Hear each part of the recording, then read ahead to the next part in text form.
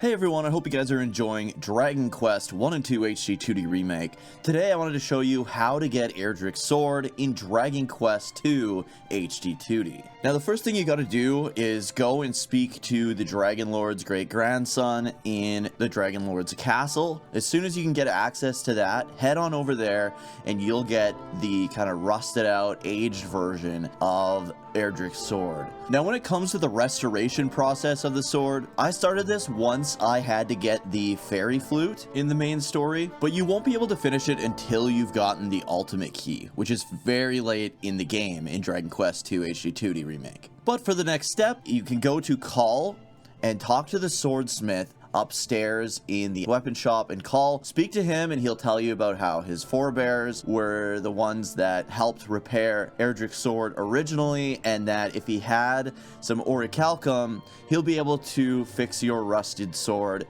and make it good as new again. So you speak to him, and then you want to go over, and there's another character up here next to the staircase. You want to speak to him, and he'll kind of tell you your next place to go in the hunt for the Orichalcum. His hint will lead you back to Damdara, where you want to kind of head to the south center of the town and speak with the horned mask dude, who will give you your next hint. He tells you there's someone in Cantlin who is well informed about Erdrick's sword, so next it's off to Cantlin. Now this next part you cannot finish until you have access to the ultimate key, which you do not get until very late in the game. I recommend progressing the story if you haven't got the ultimate key yet until you get that key. Once you get the ultimate key, you're going to want to go back to Midenhall, and first things first, go down this well. You can get access to the metal slash scroll, which will help you out a ton when facing off against metal slimes and liquid metal slimes, especially if you have the mercury rapier or the falcon blade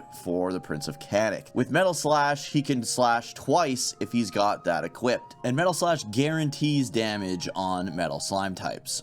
Next thing you want to do is head on into Midenhall Castle, and there'll be a chest in the treasury that you haven't been able to open yet.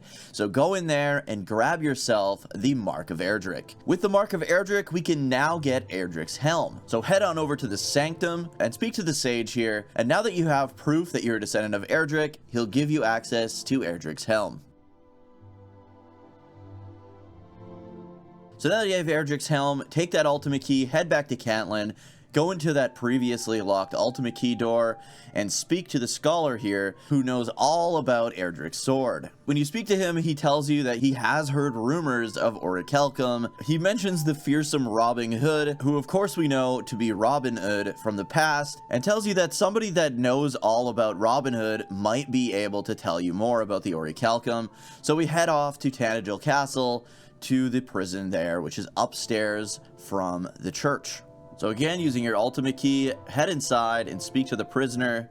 He tells you that Robin Hood had procured himself a chunk of Orichalcum in case he were to ever meet his friend Erdrick again. Legend has it he kept it hidden away in the very cave he and the hero had initially met. If you'd played Dragon Quest 1 HD2D Remake before this, you know that to be the Craggy Cave. So head off to the Craggy Cave, and we want to head down to the staircase at the bottom right corner of the first floor, which will lead you to the room with the Orichalcum. Now, on that first floor, if you head all the way to the left, there is an ultimate key chest that will give you the Kafriz scroll, I believe, so make sure you grab that while you're here as well. But now that we have the Orichalcum, we can head back to Call and give it to the swordsmith. So hand over the Orichalcum to the swordsmith to tell you how happy and excited he is to repair Erdrick's sword for you, and then repairs the sword and hands it over to you.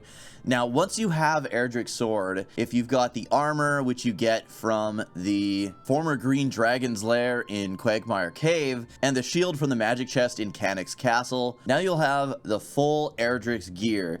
When you put all of Erdrick's gear on a character, it changes their look to that of the legendary Erdrick. You're going to be wearing all of Erdrick's armor, and it looks really cool. Each character has their own individual sprite for wearing Erdrick's armor. Yes, they can all equip Erdrick's armor, because they are all descendants of Erdrick, which is awesome. So I recommend putting it on Midenhall anyways, but check it out on all the characters just to see what they look like. They all have their own individual look. I think that's the coolest thing ever. Anyways, if this video helped you out, please remember to like, subscribe, turn notifications to all so you don't miss the next video. I got a ton of Dragon Quest 1 and 2 HD2D Remake guides right here on the channel. I do a ton of Dragon Quest videos, JRPG videos, top 10s, reviews, podcasts. Be sure to hype the video if you're on mobile to help others find this guide, and feel free to join the channel if you want to support it. Thank you guys so much for watching. I'll see you in the next one.